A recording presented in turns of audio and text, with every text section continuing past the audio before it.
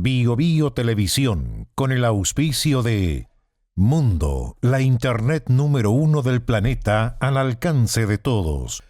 Nuevo Huge, muévete en grande. Libérate del estrés con Melipaz, tranquilizante natural de NOP Laboratorios, pinturas y adhesivos blanco. Llegó la nueva forma de pintar con despacho en 24 horas. Presentan comentarios de Tomás Mochiati. ¿Andas acelerado? ¿Te sientes más irritable y alterado? ¿Te cuesta dormir bien? Tranquilízate naturalmente con Melipaz, que calma la ansiedad, relaja y reduce el estrés. Libérate del estrés con Melipaz. Pídelo en todas las farmacias del país. La internet número 1 del mundo es chilena. Mundo Telecomunicaciones es reconocida por Ookla, la consultora más prestigiosa del planeta en mediciones de internet. Visítanos en tumundo.cl.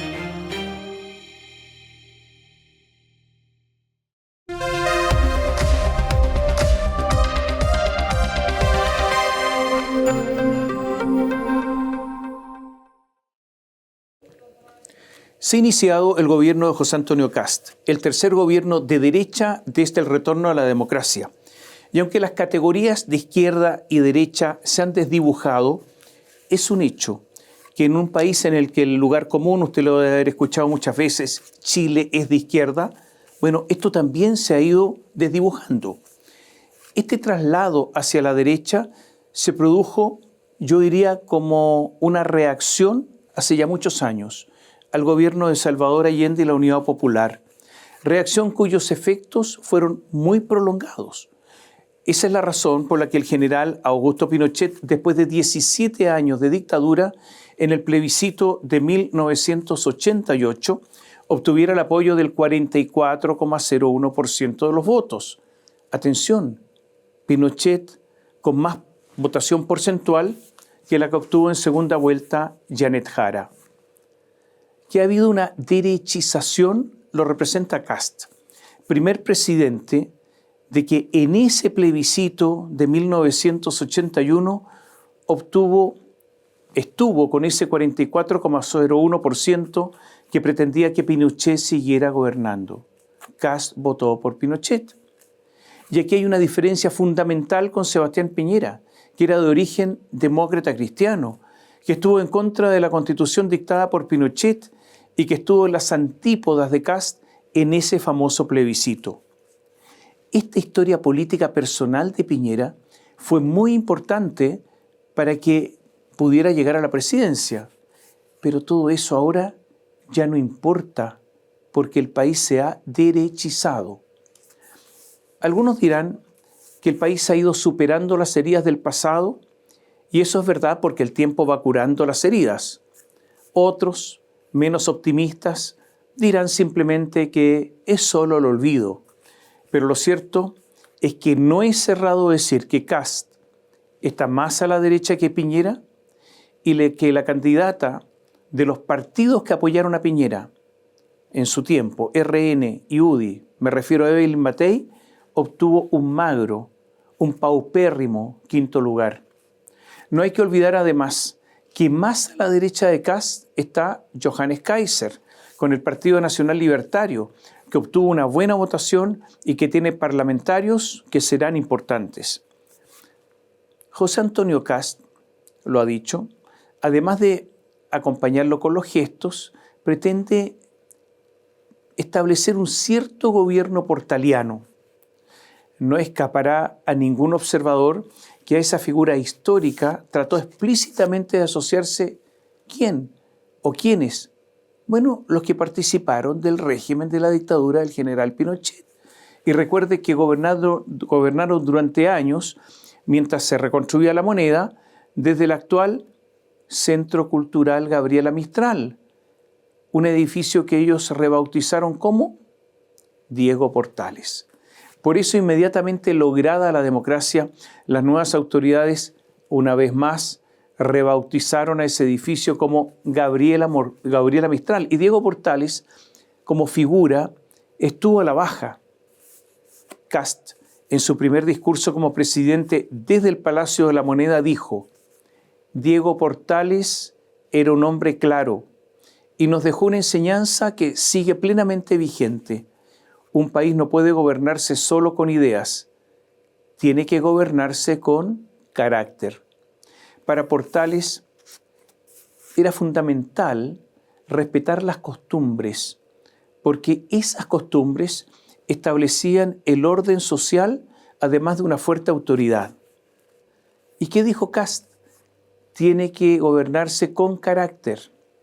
Portales una vez dijo, esta frase fue muy famosa, la del textual: el orden social en Chile se mantiene por el peso de la noche. ¿Y porque no tenemos hombres sutiles, hábiles y cosquillosos? El peso de la noche, el peso de las costumbres, el peso de aquellas cosas que se repiten una y otra vez. Una fuente rica del pensamiento de Portales son sus cartas. En una de ellas, dirigida a Fernando Urízar Garfias, dijo en parte: veo que tiene usted la prudencia y la firmeza y que entiende el modo más útil de conducir al bien a los pueblos y a los hombres. Palo y bizcochuelo, justa y oportunamente administrados, son los específicos con que se cura cualquier pueblo, por inveteradas que sean sus malas costumbres. Eso decía Diego Portales, palo y bizcochuelo. Esto fue muy famoso, obviamente, que modernizado usted lo puede hacer como sinónimo, como expresión sinónima, zanahoria y garrote. Pero más allá de estos recuerdos, ahora se intenta que vuelva el sentido portaliano. Ahora hay que recordar que Diego Portales fue el formador institucional de Chile.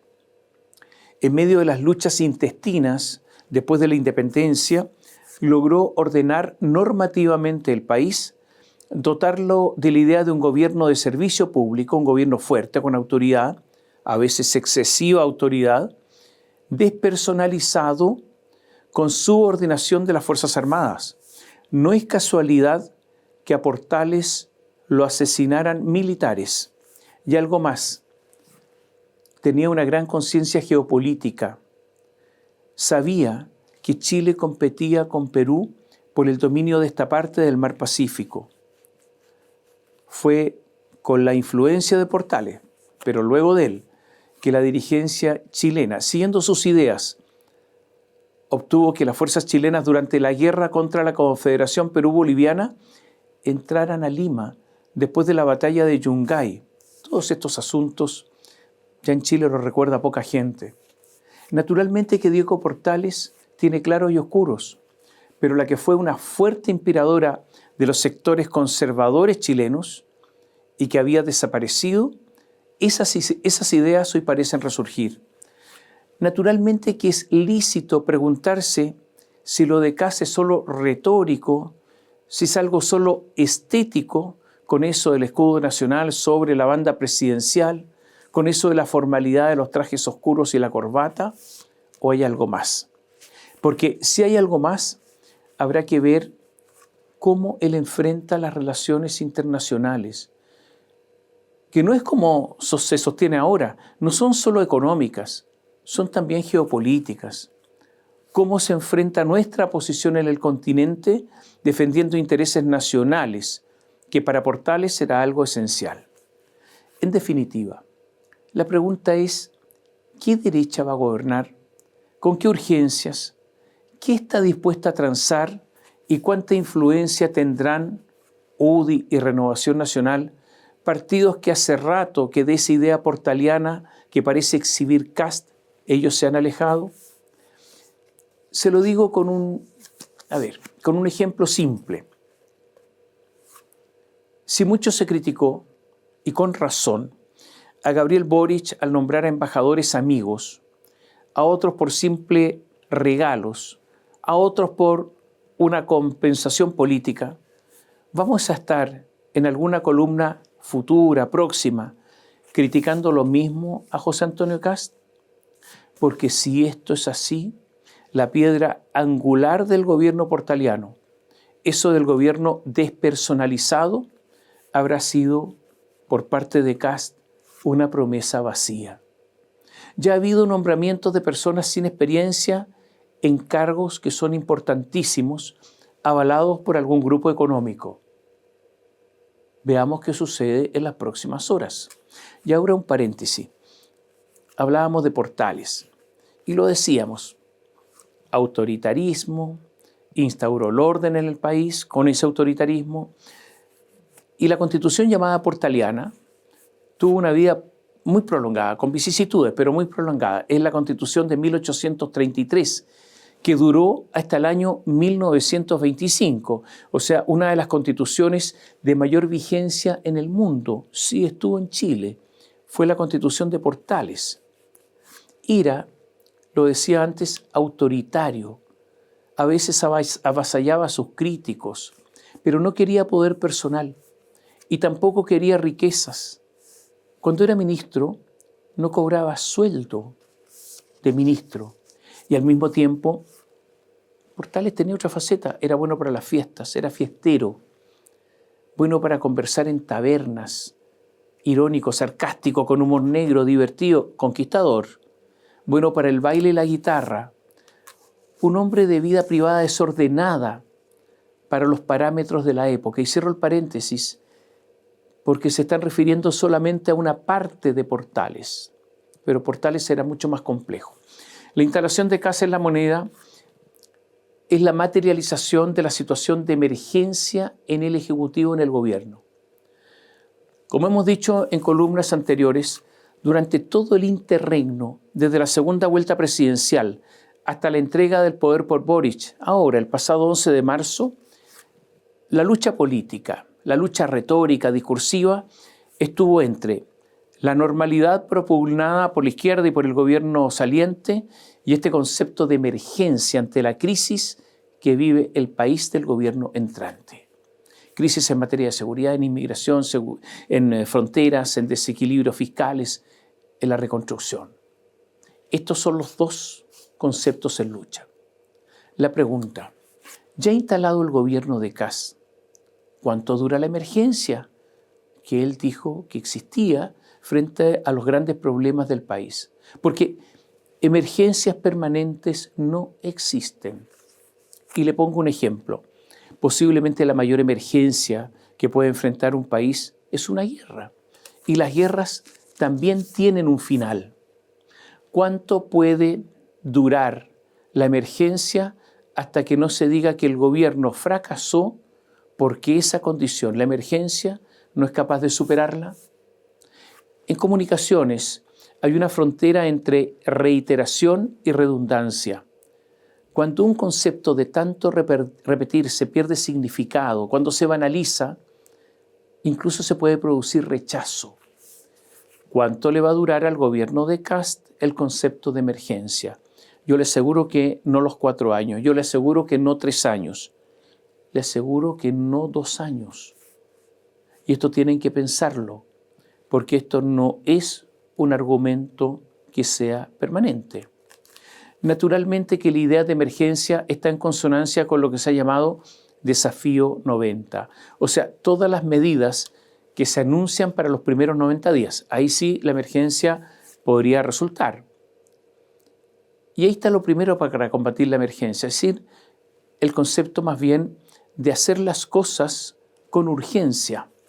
Casi bien obtuvo la mayor cantidad de votos que ha logrado un candidato presidencial, ahora con voto obligatorio obviamente, pero hay que recordar que en la primera vuelta solo alcanzó el 23,93%, o sea, solamente ese 23,93% tuvo a Kast como primera opción.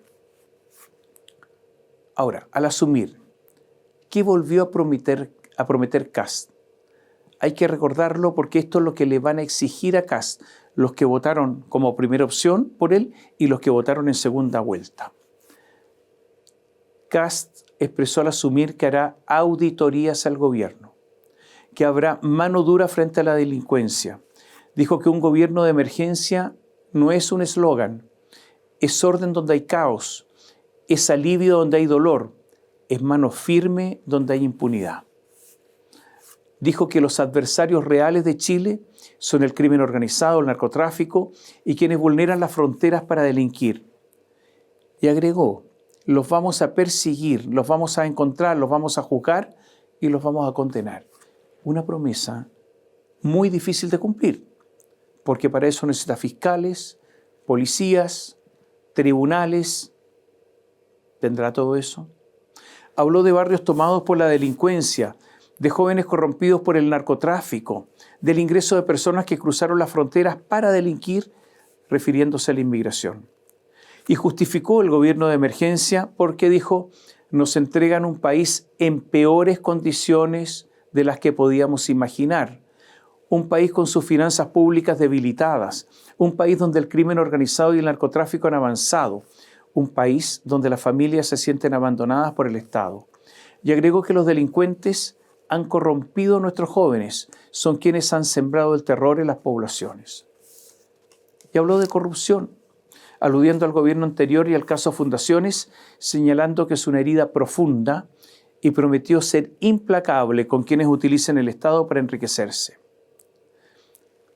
Kast lo que pretende, según han dicho en su entorno, no es habitar el cargo, como decía Boric, sino ejercer el cargo.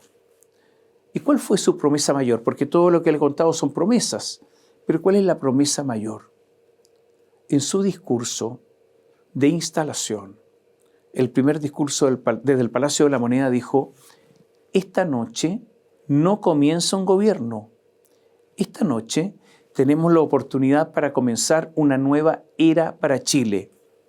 Una era de orden, libertad y justicia, una época para la esperanza.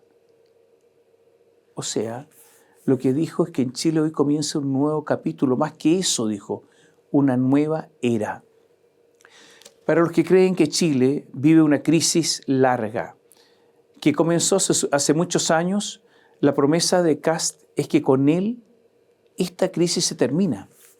Ahora, para los que creemos que la crisis viene hace tantos años y tiene componentes culturales, institucionales, educativos, generacionales y de deterioro económico, la promesa de Kast es enorme, propia de un titán.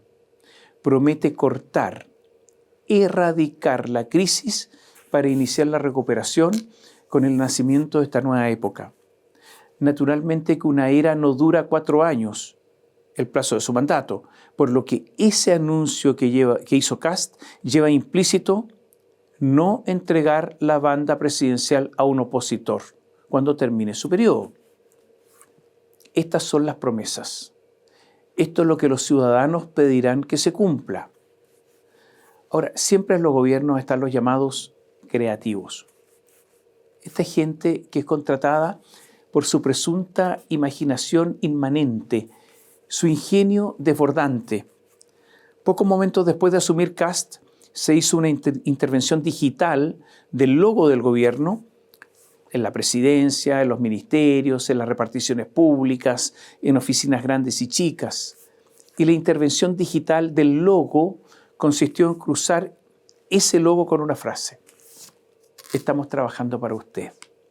Lo que según los creativos reflejaría en el gobierno de emergencia.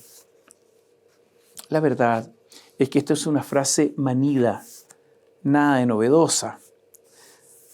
Están en todas las grabaciones telefónicas que usted escucha cuando llama a un servicio. Se corta la energía, usted llama a la compañía eléctrica y la compañía eléctrica le responde una voz grabada. Incluso ahora podría ser con inteligencia artificial que dice, estamos trabajando para usted. Llama a una empresa de gas, estamos trabajando para usted. Hay unos cierres con placas de Cholguán, de obras que se están haciendo en el metro, en una estación, en el aeropuerto, en una vereda. Y ahí escriben, por las molestias que esto provoca, estamos trabajando para usted. Muchas veces parece evidente, además, que no están precisamente trabajando. Solo le quiero decir que la frase esa, que está en todos los logos gubernamentales hoy, de creativa no tiene nada. Es más, hay una mala experiencia con ella. El objetivo de todo esto es fortalecer el mensaje del gobierno y fue diseñada por el que hoy es el director de la Secretaría de Comunicaciones, la famosa SECOM de la Moneda, que se llama Felipe Costabal, apodado el Yeti. La subdirectora de marketing de la SECOM se llama Belén Pau, Antes ella era jefa de marketing de la Municipalidad de Las Condes, se pegó un salto grande. Y Nicolás Valenzuela, quien estuvo en la parte digital de la campaña presidencial de Kast.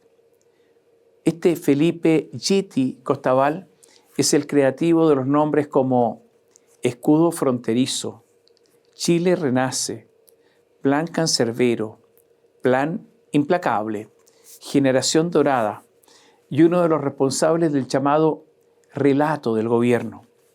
Y todo esto va acompañado de videos que explican que el gobierno ya está enfrentando la emergencia. Esto de estamos trabajando para usted provocó críticas incluso al interior del gobierno. Y ya se explicó que es un asunto de corta vida, de duración efímera, que va a durar solo algunas horas. La emergencia y el combate para superarla tiene además rostros, tiene personas responsables. Naturalmente que hay que mirar con atención el desempeño de José Antonio Kast, de Mara Cedín en la vocería, pero hay otros personajes que son esenciales en este llamado combate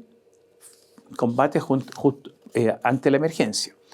¿Quiénes son? Yo diría Claudio Alvarado, el ministro del Interior, que tendrá a su cargo la coordinación política y que junto a José García Ruminot, que es el ministro secretario general de la presidencia, van a tener la relación con el Congreso, donde el oficialismo está empatado en el Senado y está en minoría en la Cámara.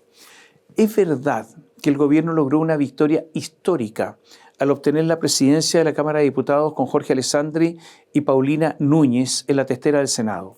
Digo, esto es histórico, es cierto, porque desde el lejano 1938, esta es la primera vez que la derecha posee simultáneamente la presidencia de la República y está a la cabeza de ambas cámaras legislativas. Esto no había ocurrido, insisto, desde 1938. Hay que observar en estas caras visibles para enfrentar la emergencia, hay que observar el desempeño de la ministra de Seguridad Pública, Trinidad Steiner. Ella era fiscal regional de Tarapacá.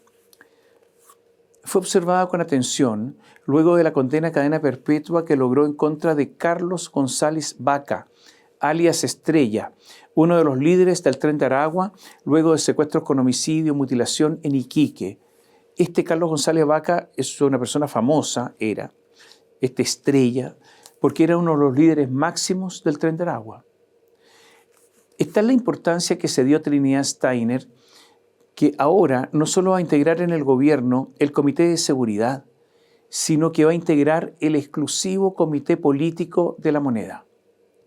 Pero Steiner es una fiscal avesada en persecución penal. Pero en verdad la seguridad es otra cosa. Tiene que ver con el control fronterizo, con coordinarse con el Ministerio del Interior en materia de inmigración, tiene que ver con el control de los puertos, una de las grandes falencias de Chile, tiene que ver con la inteligencia de las policías, tiene que ver además con el despliegue de las policías o de la policía propiamente tal, tiene que coordinarse con la ANI, la Agencia Nacional de Inteligencia, a través del Ministerio de Defensa, además con los servicios de inteligencia de las Fuerzas Armadas, debe estar al tanto del despliegue de las tropas en zonas de estado de emergencia, debe coordinarse con el Servicio de Impuestos Internos para perseguir la ruta del dinero, que es también una de nuestras grandes falencias. O sea, el desafío que tiene la ministra de Seguridad, Trinidad Steiner, es enorme y yo sugiero observarla con atención. La otra gran promesa para llegar al gobierno por parte de Kast fue la economía. Bajo crecimiento, alto endeudamiento, alta cesantía. Hay que observar entonces el desempeño del ministro de Hacienda, Jorge Quirós. Hace rato que nos estamos acostumbrando a ministros de Hacienda un poco mediocres. ¿Recuerda usted a Alberto Arenas, ministro de Bachelet? Nicolás Eizaguirre cuando se repitió el cargo, incluso Rodrigo Valdés, que teniendo fama aceptó tantas cosas que por lo tanto las avaló bajo el segundo gobierno de Bachelet, que incluso resultó perjudicado. Y ahora Mario Marcel, que dejó una enorme cantidad de cuentas públicas comprometidas en una gestión en la que ninguna de sus promesas se cumplió, dejando el ajuste económico que debía hacer a este gobierno con una irresponsabilidad maquillada por la extraña solidaridad que existe entre los economistas que se dedican a la macroeconomía. Entre ellos no se critican. El actual ministro de Hacienda, Jorge Quirós, no es de la élite de esos economistas, por lo que no puede jugar con esa protección. Se ha desempeñado en una consultora privada de la que era socio y asesorado a empresas privadas, lo que le ha arrojado críticas. El enorme déficit fiscal estructural dejado por Mario Marcel de un 3,55%, cuando el compromiso de Gabriel Boric era de 1,1%, la diferencia es enorme. La deuda de 41,7% del PIB, cuando la promesa de Boric era del 37%, refleja la magnitud de la tarea que está enfrentando Jorge Quirós. El déficit del año pasado fue de más o menos unos 13.000 millones de dólares. Ocurre que Gabriel Boric y su gente dejó sin recursos el Fondo de Estabilización Económica y Social, con lo que se enfrentan las emergencias. Y Quirós ha pedido desde ya a los ministerios bajar un 3% del gasto. Y es solo una señal porque falta mucho más. Porque ocurre que los 6.000 millones de dólares que anunciaban de reducción del gasto público, que es una cifra enorme, bueno, resulta que ahora parece insuficiente ante la herencia de la dupla Boric-Marcel. Todo indica que hay que mirar con atención la gestión de Jorge Quirós, porque no forma parte de la élite de los economistas dedicados a la macroeconomía en el país, pero porque además enfrenta desafíos, como les decía, muy grandes. Hay que observar a Iván Poduje. Iván Poduje tiene conocimientos, es enérgico, pero también es polémico, todo junto. Es todo lo contrario a un diplomático. Sus palabras carecen de todo edulcorante. Una de las emergencias es la reconstrucción después de los incendios de Viña del Mar. Es una de las grandes deudas del gobierno de Gabriel Boric. Camila Vallejo, que fue en un momento la coordinadora, vocera o algo así de todo eso, también es una de las deudoras. Y para qué decir Carlos Montes, el que fue ministro de Vivienda.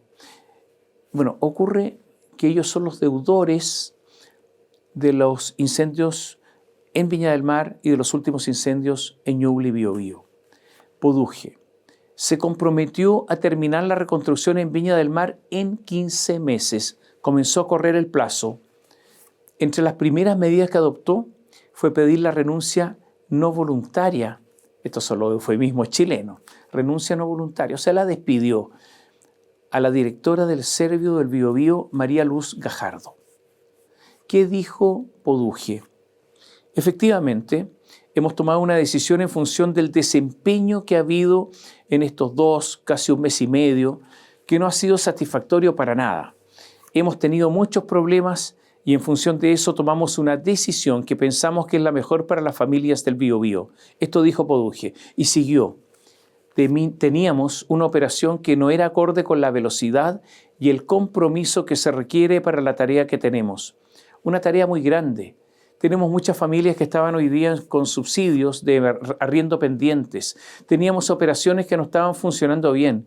Y evaluamos y decidimos que eso, o sea, lo del despido, era lo mejor. Y remató Poduje así. Dijo, estamos teniendo atraso de los subsidios de acogida. Estábamos teniendo atraso de las demoliciones y también la coordinación de las viviendas de emergencia, que si bien no es responsabilidad del Servio, tiene que ver con la gestión del Servio. Y por lo tanto nosotros necesitamos personas que estén totalmente comprometidas con las familias y por eso hemos tomado la decisión. ¿Qué dijo la abogada despedida, la directora del Servio, María Luz Gajardo? Él me solicitó la renuncia no voluntaria por correo electrónico. Yo le contesté de la misma manera, por correo electrónico. Y agregó que me despidieron, pero yo estaba trabajando de manera exitosa. Le sugiero mirar a Iván Poduje, porque si tiene éxito, puede convertirse en una figura principal del gobierno. pero si no lo tiene, puede ser que sea retirado del gabinete con cierta velocidad. Y también fíjese en María Jesús Wolf. Ella es ministra de Desarrollo Social. Este es un ministerio con muchísimos recursos y donde se canalizan ayudas a los sectores más vulnerables. Como el gobierno ha anunciado, le decía recién, el ajuste fiscal, muchos verán en cuánto afecta a este ministerio y a qué programas, porque la izquierda, ahora en la oposición, está mirando con atención lo que ahí puede ocurrir, lo que le podría traer réditos políticos porque justamente podrían eliminarse programas sociales. Inmediatamente después de asumir, en medio de este concepto de emergencia, Kast firmó 6 decretos. Esta fue la forma en que partió el gobierno, la firma de 6 decretos. ¿Qué decretos? El primero, el que establece una política nacional de cierre fronterizo.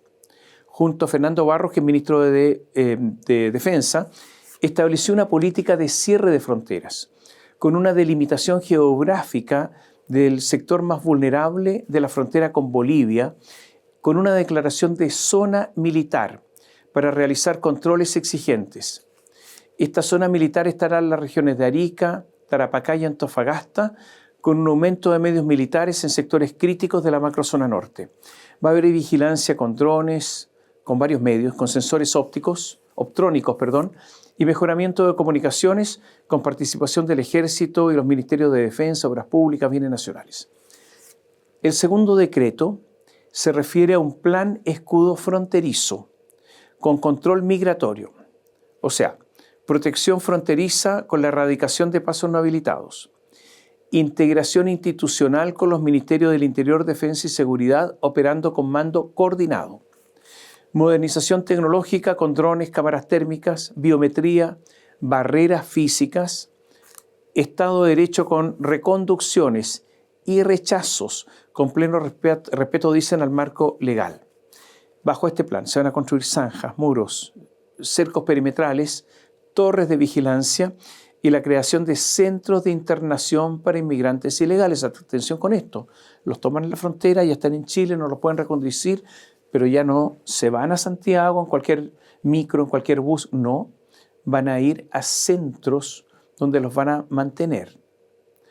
Los trabajos que tendrán como epicentro los pasos críticos, escuche bien, de Colchane y Chacayuta, comenzarán en los próximos días, serán supervisados por Obras Públicas.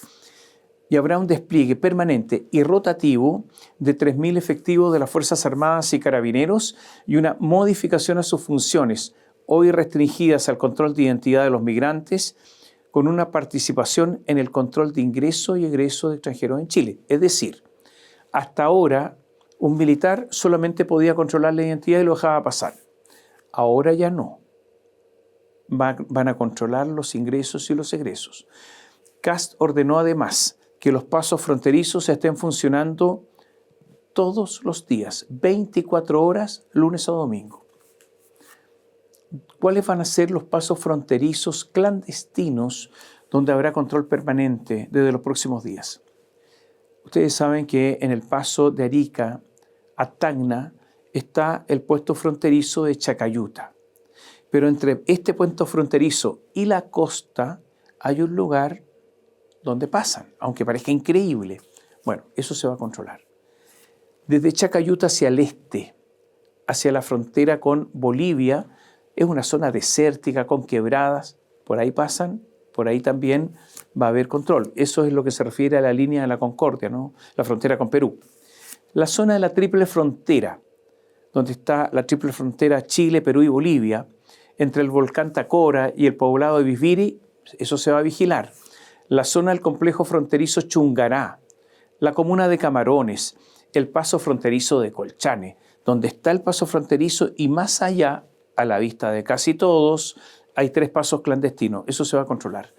En el salar de Colpasa hay 7 pasos clandestinos. Dicen que lo van a controlar. La zona fronteriza de Calcosa, la zona fronteriza de Ujina, donde hay faenas mineras en esta última, eso es lo que se pretende controlar con militares. La idea es en ciertos lugares, además, establecer un muro fronterizo dotado de alta tecnología. El muro es ancho, no es simplemente una pandereta, un muro fronterizo, pero que tiene tecnología. Se han hecho ya demostraciones y se estima que esta inversión en este muro se paga porque se requiere mucho menos personal en terreno. En tercer lugar, tercer decreto, se estableció un comisionado para la macrozona norte y CAS nombró como comisionado encargado de seguridad de la macrozona norte al vicealmirante en retiro de la Armada, Alberto Soto. Alberto Soto no va a tener facultades ejecutivas, va a depender del Ministerio del Interior y se le asignó un rol de articulador entre las delegaciones presidenciales y los ministerios de Defensa, Seguridad y Justicia. Deberá aplicar el plan migratorio en las regiones de Arica, Tarapacá y Antofagasta, con especial atención en pasos fronterizos. Coordinará las fuerzas armadas y de orden en la frontera, articulará servicios fiscalizadores, hará propuestas contra el narcotráfico y el crimen organizado y será el enlace directo entre el Estado Mayor Conjunto y otras unidades castrenses. Atención con esto, él no tiene facultades ejecutivas. En este punto, habrá que ver si el vicealmirante Alberto Soto es útil. Porque, insisto, su cargo no tiene o no existe en la estructura institucional. Habrá que ver si logra articular el aparataje estatal para detener la inmigración no teniendo facultades. Yo creo que este es un funcionario que hay que mirar con atención. Cuarto decreto. Se estableció una auditoría de los recursos públicos, creándose una llamada Fuerza de Tarea para la Auditoría Interna del Estado, dirigida por el subsecretario del Interior Máximo Pavés, el de Hacienda Juan Pablo Rodríguez y el de la Secretaría General de la Presidencia Constanza Castillo. Se creó un mecanismo para detectar irregularidades y denunciarlas bajo una lógica de gestión de emergencia y probidad, y tienen ellos que reportar directamente a CAS. Habrá que ver esto. Digo porque es muy difícil auditar la totalidad del Estado. Quinto decreto, permisología, porque junto al ministro de Hacienda Jorge Quirós y a la ministra de Medio Ambiente Francisca Toledo, CAS ordenó resolver 51 recursos de reclamación pendientes en el sistema de evaluación de impacto ambiental. Son resoluciones de calificación ambiental aprobadas que enfrentan retrasos administrativos que superarían el plazo legal, bloqueando inversión por $16.000 millones. Y están los plazos vencidos. Si hay recursos vencidos, CAS dijo que tiene que haber un plazo de 90 días para resolverlo. Si hay nuevos recursos, se resolverán en 30 días. Y en caso de recursos ante el Comité de Ministros, máximo para resolver 60 días. Y el sexto decreto, se lo decía hace un ratito, es el encargado de la reconstrucción, que es Iván Poduje. Entre los últimos nombramientos está además el del jefe de la ANI, la Agencia Nacional de Inteligencia, que correspondió al contraalmirante Ronald McIntyre, que es el ex jefe de operaciones navales de la Armada. Hay un anuncio que despertó polémica de inmediato, porque CAS anunció que indultará a militares y policías condenados por delitos cometidos durante el estallido social. Más de alguien dijo que con esto se estaba igualando a los indultos que dictó Gabriel Boric, pese a haber criticado CAS estos indultos. ¿Qué dijo CAS? Que estaban revisando los casos, caso a caso, todas las personas que estaban detenidas y que querían salir libres. ¿Qué dijo CAS? Que Chile vivió un momento de violencia extrema, que terminó con algunas personas indemnizadas por daños físicos y otras personas presas, y aquí viene su concepto, porque cumplieron con su deber mandatadas por el Estado. Hay una apreciación distinta a veces en temas judiciales, pero que son revisables. Y agregó, voy a ejercer la facultad que tengo de indultar. Se trata de personas, dijo, que defendieron la patria. ¿Y quién sería el primer indultado? Sería un militar que fue condenado a una pena de 15 años de presidio efectivo por el delito de violencia innecesaria causando muerte y 2 delitos de violencia innecesaria causando lesiones graves. ¿Qué ocurrió? En pleno estallido social, el 20 de octubre de 2019, en medio de protestas, este capitán, junto a otros 3 militares, estaban en las cercanías del Mall Plaza en La Serena en funciones de control de orden público. Y ese día, 20 de octubre de 2019, 18:13, este capitán, se llama José Santiago Faúndez Sepúlveda, instruyó a los soldados que estaban bajo su mando, 3, abrir fuego con los fusiles que portaban. Portaban fusiles de guerra, obviamente, fusiles SIG, calibre 7.62, y Galil, este de origen israelita, calibre 5.56, que estaban cargados mayoritariamente con munición de guerra y en menor proporción con munición de fogueo. Se acusó al capitán de no controlar el uso de los fusiles de sus subalternos, vulnerando las reglas de uso de la fuerza que prohíbe apuntar con armas de fuego a personas en casos innecesarios. ¿Qué ocurrió? Que en el cargador las primeras balas eran de fogueo y las siguientes eran balas verdaderas. Ocurrió que tras la orden de abrir fuego se produjo una sucesión de disparos hasta que a las 18:15 un conscripto, una persona que estaba haciendo el servicio militar, Milovan Rojas Barrera, agotó las municiones de fogueo y sin la debida diligencia, dijo el tribunal, disparó una munición real que impactó a Rolando Robledo Vergara, una víctima que sufrió lesiones de carácter grave y que lo incapacitan para trabajar debido a una deformidad física permanente y discapacidad funcional que, insisto, lo incapacita para el trabajo. Con su actuar, el tribunal dijo que el imputado Rojas Barrera empleó una violencia injustificada, desproporcionada e innecesaria para el control del orden público. Minutos más tarde de esto, de acuerdo al tribunal, 18:22, y sabiendo que sus subalternos habían efectuado disparos con munición real, porque vio a la persona herida, dio una segunda orden de fuego, a consecuencia de la cual hubo un disparo por parte del conscripto Carlos Robledo Holguín que impactó al estudiante ecuatoriano Romario Veloz Cortés y le provocó la muerte. Y finalmente hubo una última secuencia de disparos que afectó a César Vélez, que quedó gravemente herido. Este es el caso. También hay que recordar que en marzo de 2025, CAS visitó en prisión a Patricio Maturana, el ex capitán de Carabineros, condenado a 12 años de cárcel por apremios ilegítimos y lesiones graves gravísimas contra la senadora Fabiola Campillay en hechos ocurridos en 2019. Ex ante señaló que según un informe consolidado del Ministerio Público de octubre de 2025, se han registrado 219 sentencias definitivas condenatorias por causas de violencia institucional en el marco de acciones policiales y militares durante las protestas del llamado estallido social. Varios uniformados recibieron condenas por varias de estas causas. Un 70% de ellas son por apremios ilegítimos y solo un mínimo porcentaje por homicidios. Estos casos, todos estos casos, son los que ha dicho CAS que van a revisar uno a uno. Hubo reacciones.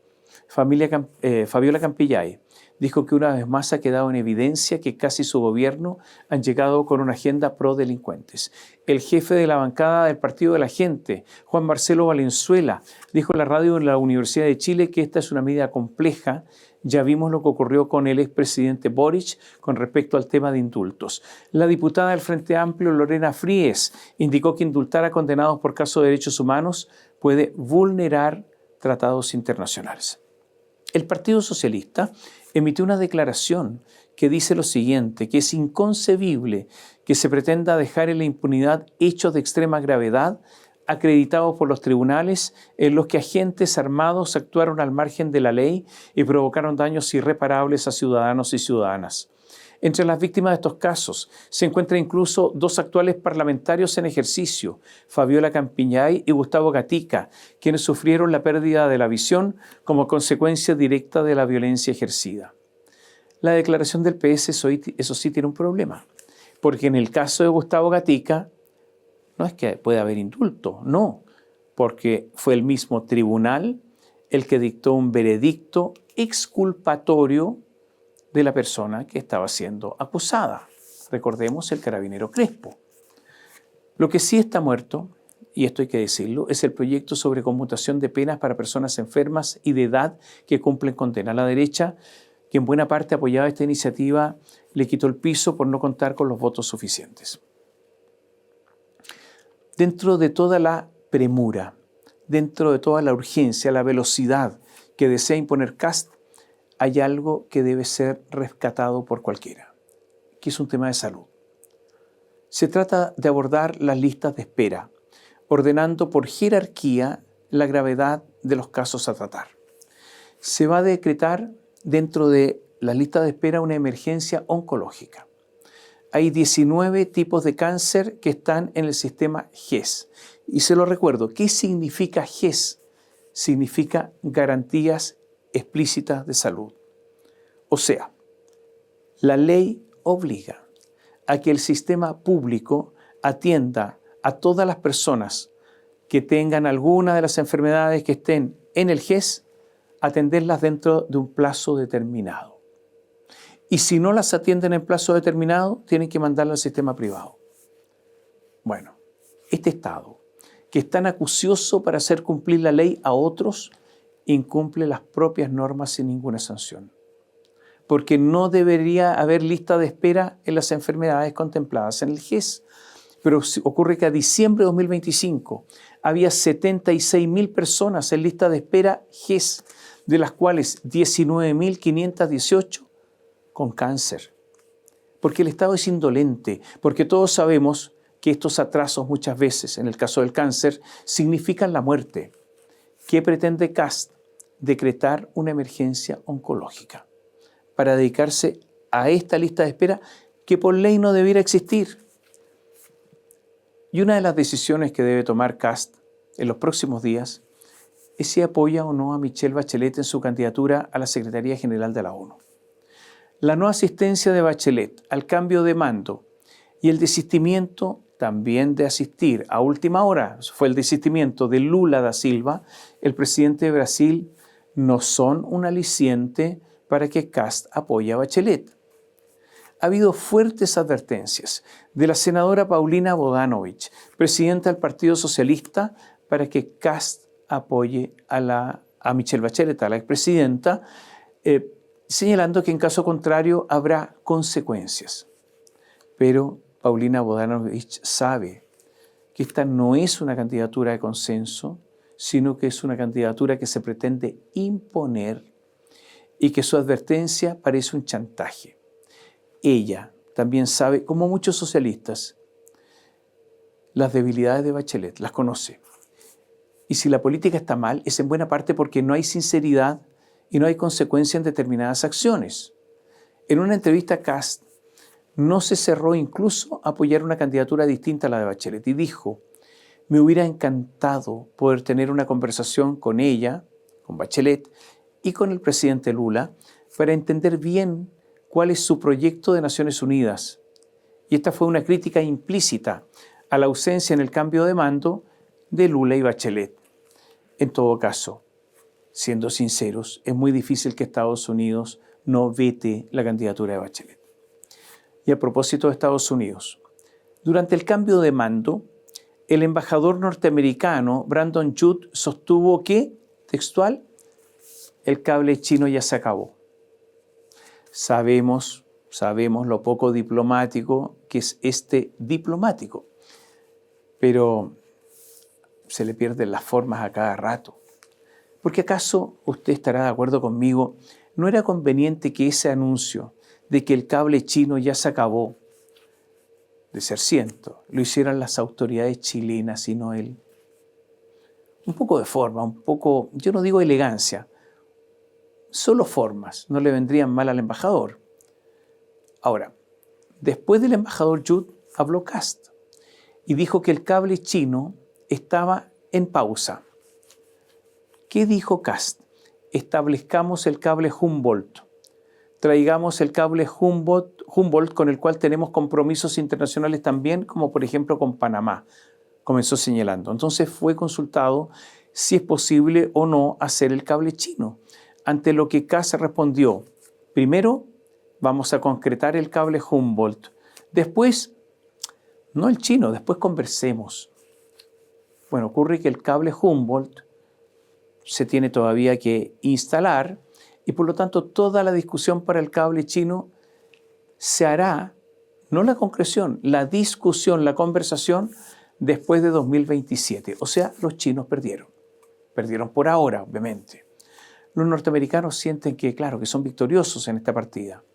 Pero hago una pregunta. ¿Kast pidió algo a los norteamericanos a cambio de no instalar el cable chino o solo fue una concesión graciosa? El cable Humboldt se va a instalar con la norteamericana Google y con Idea País y llegará a Australia, en Oceanía, lejos de los chinos. Y a propósito de los chinos, ellos se mueven con gestos, aunque sus embajadores son también de retórica violenta. El líder chino, Xi Jinping, envió al cambio de mando a Ni Hong, su actual ministro de Vivienda y Desarrollo Urbano Rural. A otras ceremonias de transmisión de mando latinoamericanas han designado como enviados especiales a vicepresidentes, a integrantes de la Asamblea Popular Nacional. Pero ahora no, porque este Ni Hong no integra ni el comité permanente, ni es parte de los 24 miembros del Politburó, ni tampoco es parte del comité central del Partido Comunista. Un funcionario menor. Pasó absolutamente desapercibido en el país. A nadie le importó, nadie le preguntó, nadie lo invitó a alguna ceremonia o alguna recepción. No, nada. Y los chinos tomaron nota. El diario La Tercera además contó lo siguiente. Esta es una declaración. Escuche bien esto, por favor. Hoy Estados Unidos, junto con nuestros socios y aliados, se han propuesto remodelar el mercado mundial de minerales críticos y tierras raras. Así comienza el documento informativo de la oficina del portavoz de Estados Unidos, que el pasado 4 de febrero anunció una reunión de altas autoridades de ese país, incluido el secretario de Estado Marco Rubio, el vicepresidente J.D. Vance y el secretario del Tesoro Scott Bessent, con representantes de 54 países y la Comisión Europea sobre Metales Críticos y Tierras Raras. Los minerales críticos, ahí está, hay una larga lista que incluye, escuche bien, minerales como cobre, litio, cobalto, plata y las tierras raras son esenciales, dijeron ellos, para nuestras tecnologías más avanzadas y su importancia no hará más que aumentar a medida que la inteligencia artificial, la robótica, las baterías y los dispositivos autónomos transformen nuestras economías. Esta es la decisión de Estados Unidos, remodelar el mercado, incluyendo el litio, ahí estaba, incluyendo el cobre. En Chile, luego de la primera reunión entre las nuevas autoridades chilenas, encabezadas por el presidente José Antonio Kast y el vicesecretario de Estado estadounidense, Christopher Landau, en La Moneda, ambos países, lo informó la Cancillería chilena, firmaron, escuche bien, una declaración conjunta para el establecimiento de consultas sobre minerales críticos y tierras raras, un documento que firmó Landau, el funcionario norteamericano, y el ministro de Relaciones Exteriores de Chile, Francisco Pérez Maquena. En esta parte, a José Antonio Kast se le debe pedir transparencia. Nada de reiterar acuerdos secretos entre cuatro paredes. Hemos sido críticos de los acuerdos sobre el contrato entre Codelco y Sokimich, contratos sobre el litio, donde estuvo Julio Ponce Lerú involucrado.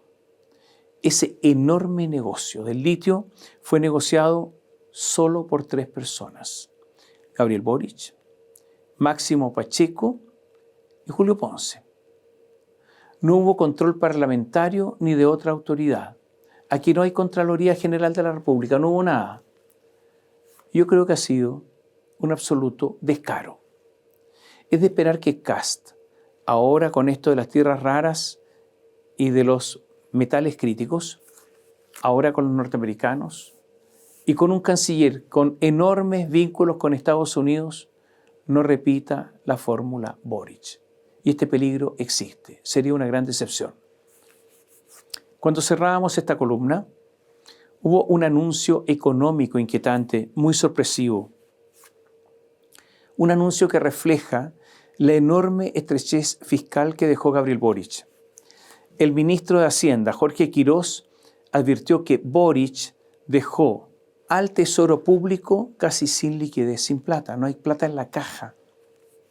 Señaló que al cierre de 2025 la caja fiscal bordeaba solo 46 millones de dólares, una cifra insignificante para un país y que nada tiene que ver con los niveles que habitualmente mantiene el Estado para enfrentar sus compromisos de corto plazo. Jorge Quirós, el ministro de Hacienda, dijo que normalmente las cajas con que terminan las administraciones están entre 3.000 y 4.000 millones de dólares. Aquí habrían dejado 46 millones de dólares. Dijo que recibieron una delicada, absolutamente inusual y extrema situación de caja que nos dejó la herencia a la anterior administración. Y todo esto confirma la situación denominada de estrés fiscal por el Consejo Fiscal Autónomo. Hablemos ahora de la oposición de la izquierda de Gabriel Boric en su nuevo rol. Gabriel Boric, en su discurso frente a sus adherentes, frente al Palacio de la Moneda, dijo en una concentración de despedida: en algún momento en Chile las fuerzas progresistas perdieron la mayoría y legítimamente el pueblo de Chile optó por otra opción. Lo que nos corresponde a quienes estamos acá es democráticamente volver a construir desde abajo, escuche bien, para volver a ser mayoría en Chile. Casi como una declaración de candidatura anticipada. Hubo en Boric algunos esbozos en los últimos días de cierta autocrítica. Explicaciones sobre cómo debieron, por ejemplo, acomodarse al nuevo escenario después de la derrota del plebiscito constitucional de 2022. Pero no hay autocrítica profunda. Hay autocrítica respecto de algunos episodios, pero no, por ejemplo, sobre el proyecto fundacional constitucional del Frente Amplio y de toda la izquierda. Junto con esto, ha comenzado el reagrupamiento, el reordenamiento de fuerzas. Primero, con actividades un poco sociales. En la tarde del cambio de mando, Gabriel Boric se fue a Pirque y hubo un almuerzo de despedida, un almuerzo eso a las 4 de la tarde. Ahí estaban los, en ese momento ya, exministros, exsubsecretarios, altos funcionarios, asesores, amigos. Por ejemplo, ¿quiénes se aparecieron? Se apareció Janet Jara. Se apareció Carolina Toá, acompañada, ahora son inseparables, de Mario Marcel. La que fuera ministra de Justicia, Marcela Ríos. La que estuvo en Relaciones Exteriores, Antonio Rejola. Ella hoy es consejera del Instituto Nacional de Derechos Humanos. ¿Por qué? Claro, usted sabe, a nadie le falta a Dios. También se apareció el ex jefe de gabinete de Boric, Matías Mesa Lopendía, quien está a la espera de un espacio en el Comité contra la Tortura del Instituto Nacional de Derechos Humanos, porque él quiere materializar esa vocación que tiene de servicio público. Estuvo el ex líder del Segundo Piso, Miguel Crispi, y se apareció Giorgio Jackson, que ya está quedándose más en Chile. O sea, todos los amigos, todos los que estaban lejos, vuelven a reagruparse. Esto es solo comienzo, porque al día siguiente en la sede del Frente Amplio hubo otro encuentro. Ahí estaban los exministros de Hacienda, Nicolás Grau, Desarrollo Social, Javier Atoro, de Trabajo, Giorgio Bocardo, de la Mujer, Antonia Totti Orellana, de Bienes Nacionales, Francisco Figueroa, de Medio Ambiente, Maísa Rojas, exsubsecretarios como Víctor Ramos, Julio Salas, Suina Chaguán, Emilia Ríos, Víctor Orellana, el exdelegado presidencial de la región metropolitana, Gonzalo Durán. Más de alguno incluso entusiasmado en esa reunión, ¿sabe lo que gritó? Con fuerza y esperanza el Frente Amplio avanza. Ese es el eslogan. Se lo repito. Con fuerza y esperanza el Frente Amplio avanza. La presidenta del Frente Amplio, justamente Constanza Martínez, hizo un llamado ahí, frente a todos los presentes, a defender el legado de Boric, comunicar todo lo avanzado en estos 4 años y por sobre todo esto, sobre la autocrítica, o sea, la autocrítica sumida frente a estos otros conceptos. Y también se entregaron en esa reunión chapitas a 3 nuevos militantes. Maisa Rojas, la exministra de Medio Ambiente, que señaló que quería defender el legado y no alejarse del proyecto político, y las ex subsecretarias Suina Chaguán en Minería y Claudia Lagos en Educación Parvularia. La izquierda, en la oposición, deberá buscar un tono, un ancho de banda, una forma. Pía Adriasola, que es la esposa de Kast, fue al Casino de la Moneda y empezó a servir comida a los funcionarios. Más allá si esto es bueno o malo, más allá si esto es algo genuino o no. Daniel Manucheri, el diputado socialista, dijo que vio el video y dijo, mira, la manipulación de alimentos exige guantes, mascarillas, cubrepelo. Son protocolos sanitarios básicos. En la Moneda también deben cumplirse. Y dijo que porque había servido unos platos de comida, iba a oficiar a la Contraloría y a la Seremi de Salud para que determinen responsabilidades de Pía Adriasola. Quiere que le hagan un sumario por servir unos platos de comida. Resulta obvio que la oposición está buscando la fórmula, el tono, pero este no es el tono. Manucheri debería entender eso. En todo caso, la diputada Claudia Mora de Renovación Nacional dijo lo siguiente: sorprende el repentino entusiasmo del diputado Manucheri por fiscalizar lo que pasa en la Moneda. Me pregunto, ¿cuántos oficios envió a Contraloría cuando murió un trabajador? Y se refería al caso de Hugo Morales, gaffiter, que falleció tras haber trabajado más de 27 horas seguidas ahí en el Palacio de la Moneda. En el Senado, el Partido Socialista y el PPD llegaron a un acuerdo con la derecha para tener un año la presidencia de la Cámara Alta. La derecha tendrá 3 años y repartirse las presidencias de las comisiones. Y los Frente Amplistas y los comunistas estaban muy enojados por este acuerdo del Partido Socialista PPD con la derecha. Pero me entiende que falta el tono, ¿no? Que el asunto está desarticulado. Janet Jara comunicó al país que su reflexión había terminado, que había finalizado. Una reflexión que fue prolongada, pero que el final era previsible. Janet Jara dijo, terminé de pensar, me quedo en el Partido Comunista. El Partido Comunista de Lautaro Carmona, de Juan Andrés Lago, de Bárbara Figueroa. Claro, lo que pasa es que Janet Jara milita desde la temprana adolescencia, desde los 14 años en el PC. O sea, ha sido formateada y reformateada una y otra vez. Durante tantos años, todos los militantes del PC, incluyendo Janet Jara, idolatraban a Fidel Castro. En algún momento idolatraron a los líderes soviéticos, al señor que dirige Corea del Norte, a Hugo Chávez, y después a Nicolás Maduro, y después a Daniel Ortega. Y todo esto, obviamente, que produce una distorsión. Algunos creyeron que tardíamente, en las etapas finales de su campaña presidencial, cuando Janet Jara decía que en Cuba no había democracia, criticaba a los chavistas, creyeron que había entrado en cierta razón democrática. Otros la tildaron de simplemente oportunista, pero ahora con su decisión de volver al redil, el redil del Partido Comunista. ¿En qué diablos cree Janet? Le decía que la izquierda hoy adolece de proyecto.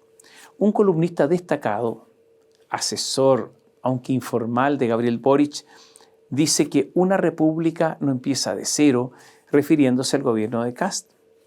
Pero hubo muchos, él incluido, que rescatando el vestigio revolucionario que alguna vez tuvieron, lo lustraron, lo enceraron, lo abrillantaron, para ellos sí partir de cero con el proyecto constitucional de 2022. Por eso la izquierda está confundida, escriben cosas que no son. Algunos están un poco como atolondrados. Pero no se olvide que la izquierda tiene líderes, tiene personas destacadas. No muchas, pero las tiene. Y en el Chile de hoy ya no son necesarias tantas reflexiones. Un buen liderazgo soluciona los problemas, o al menos lo que hace es que los esconde bajo la alfombra. No hay necesidad de sesudas reflexiones. O sea, lo que le quiero decir es que la izquierda tiene posibilidades de hacerse con el poder en 4 años más. Y si Kast lo hace mal, de todas maneras. Un dato sobre un partido venido a menos. En la democracia cristiana, sí, hablemos de la democracia cristiana, hay elecciones. Yo sé que no son muchos, pero eso no significa que no haya competencia, y a veces una competencia dura. Por un lado va el diputado Jorge Díaz, que representa al sector más conservador. Por el otro lado, el diputado Álvaro Ortiz, junto a la actual secretaria nacional Alejandra Krauss. Ortiz era más bien conservador, pero con tal de ganar, dijo, no es malo estar con Krauss, que a estas alturas es una especie de demócrata cristiana, pero en realidad frente amplista de Cachagua. Les sugiero, en los próximos días, poner atención sobre las auditorías que ha anunciado el gobierno. Son muy importantes. Yo dudo que haya capacidad para auditar ampliamente al Estado, porque son muchas reparticiones, porque en muchos lugares hay una caja negra.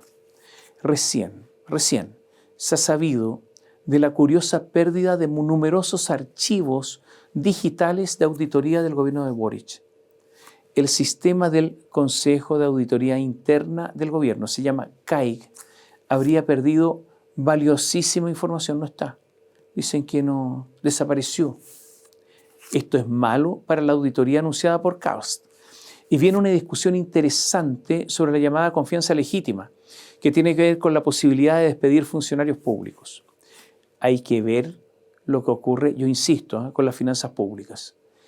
Y si es verdad, y cuando me refiero a las finanzas públicas es con la plata que dejaron en la caja, si es verdad que dejaron 46 millones de dólares, porque el ministro Nicolás Grau, el último ministro de Hacienda, dijo que dejaron más de 1.000 millones de dólares, que debería haber 800, 1.400 dijo, que debería haber 800 y las cifras no concuerdan.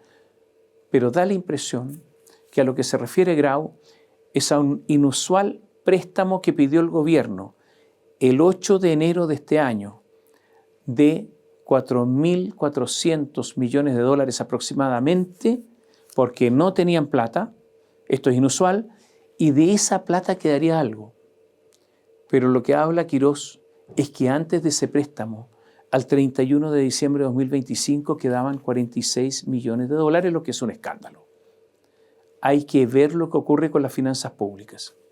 Hay que ver si dejaron al gobierno sin un peso después de haberse endeudado en un año en cerca de 13.000 millones de dólares. Desde ese punto de vista, la cosa está muy mala.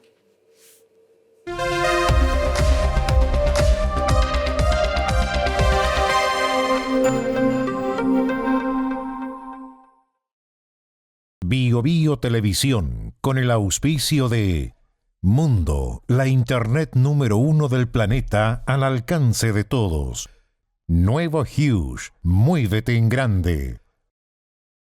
Libérate del estrés con Melipaz, tranquilizante natural de NOP Laboratorios, pinturas y adhesivos Lanco. Llegó la nueva forma de pintar con despacho en 24 horas. Presentaron comentarios de Tomás Mochati. ¿Andas acelerado? ¿Te sientes más irritable y alterado? ¿Te cuesta dormir bien? Tranquilízate naturalmente con Melipaz, que calma la ansiedad, relaja y reduce el estrés. Libérate del estrés con Melipaz. Pídelo en todas las farmacias del país. La Internet número 1 del mundo es chilena. Mundo Telecomunicaciones es reconocida por Ookla, la consultora más prestigiosa del planeta en mediciones de Internet. Visítanos en tumundo.cl.